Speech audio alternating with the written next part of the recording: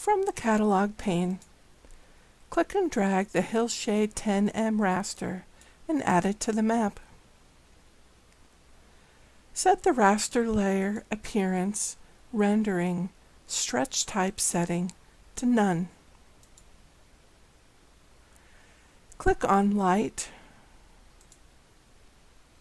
and dark values of the raster and examine the pixel values.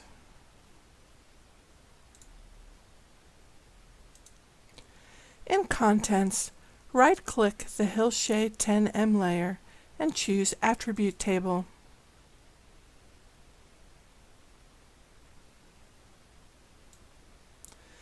The Value field shows each unique value stored in the raster.